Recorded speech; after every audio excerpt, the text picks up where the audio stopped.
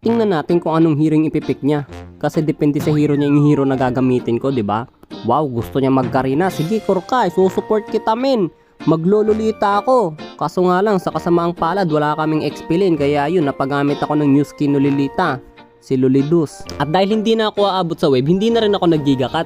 Tsaka medyo delikado rin kasi yung kalaban ko. Si Dirot, nangangalmot ng buhay yun. Baka mamatay ako ng maaga. Pero may tip ako sa inyo para hindi kayo mamatay ng maaga. Kapag magigigakat kayo, dapat gabi. Para kahit sinong kalaban nyo, hindi kayo mamamatay ng maaga kasi gabi na. Pero ang pinakamahalaga sa lahat, mag-stack ka muna. Grabe, napakasakit talaga ng hero na to. Ayoko na pre, bounce na ako pre. Tamo, binibirahan niya yung Guardian Angel ko pero hindi niya alam. Katapusan na ng kanyang kinabuhi. Joke lang, meron pa siyang vengeance pero parating ng aming Karina. Eto na, wala makakataro sa kapangyarihan ng aming flower power. Ha, tanggapin mo yan. Pero hindi na ako magpapabuli sa'yo. Kahit bully ka sa lane, hindi mo na ako mabubuli dahil dito I know bullying. Aray, grabe ang sakit pa ako. Grabe, sinuntok ko yung COVID pero ayos lang yan. Palapit na ako sa'yo, nag-deliver na aking kamo. Bang! Boom, nag-vengeance pa siya. Pero ayos lang yan, iilag tayo. Wow, grabe, tinuklaw mo yung langit. Bang! Sabay, pak! Oh, hat to buy. Ito pa pre, yung mga lamok talaga, mahilig yan lumipad. Kaya naman yung mga lamok, dapat binabaygon nyo yan. Kaya ayos lang yan kapag lipad ng ganyan, ibig sabihin lang, lamok siya. So hindi kayo mapapatayan yan. Yung mga lamok, hindi naman nakakapatay, nakakadengue lang yan. Ito mo, sila pa namamatay. Speaking of lamok, lumilipad ka na naman.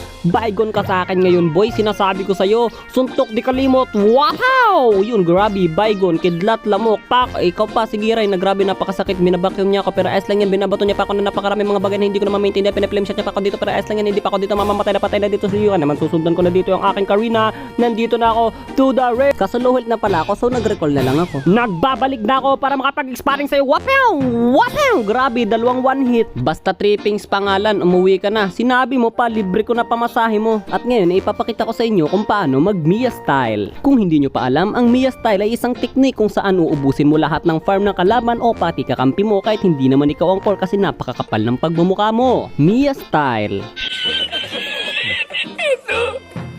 Anyways, kapag ginawa mo ang Mia style, magkakaroon ka ng isang pambihirang damage para magkaroon ka ng Baygon na kapangyarihan. Wapak! Grabe naman. Baygon kayo sa aking lahat. Eto na. Washing! Wapak! Yan, sabi aalis ako na parang nothing happen. Pagtutulungan pa nila ako dito without knowing na bigla ako kakanta ng I wanna make it to run. Wapak! Sabi ko naman sa iyo, huwag ka na maghahabol kasi masasaktan ka lang eh. Bex Soto! Roses are red, Balmond is mage. Kung ako sa'yo, follow mo na ang aking FB page.